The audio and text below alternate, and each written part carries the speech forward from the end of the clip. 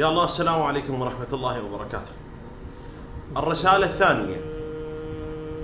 البارحة سولفنا بالرسالة الأولى على جماعة الطربقة بخصوص الشعائر الحسينية وخصوص الشعراء. بعض الشعراء ما تعرفه، بعض الأشخاص يعني هو شاعر أو موال أو مطرب ما تعرفه.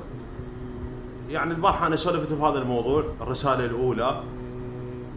الرسالة الثانية عند أحد أصدقائي خابرني، قال شيخنا منطقتنا عندنا كم واحد يشتغلون بالربا، يشتغلون بالفايز، يعني هاي شغلتهم ومهنتهم الوحيدة.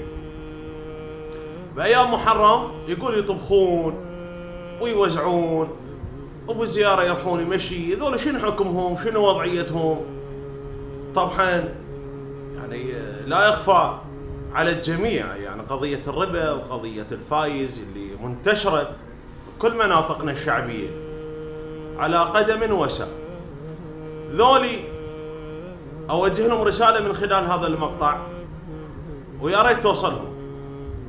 هذا عملهم ما مقبول وما تشفع لهم هاي الخدمة، لأنه خدمة سيد الشهداء أبا عبد الله الحسين عليه السلام كالصلاة، أن قبلت قبل ما سواها وأن ردت رد ما سواها. فأهل الفايز وأهل الربا لا تتعبون نفسكم، يا أما أتوبون إلى الله سبحانه وتعالى وتقولون انتهى الموضوع وهاي أموالكم مال الربا كلها شوفوا توزعونها تحرقونها بعد ما عيمكم هاي القضية، وتبدون من جديد. هو هذا اللي يرضي سيدي ومولاي أبا عبد الله الحسين عليه السلام، واللي يرضى الله سبحانه وتعالى. لأنه أنتم جماعة الفايز وجماعة ذول الطربقة والآلات الموسيقية وهوسات وما تعرف شنو ما شنو، أنتم مع الذين سحقوا صدر الحسين عليه السلام بالخيول الأعوجية. أنتم جاي تدفتون على صدر الإمام الحسين عليه السلام بهذه أفعالكم وأعمالكم، فتوبوا إلى الله.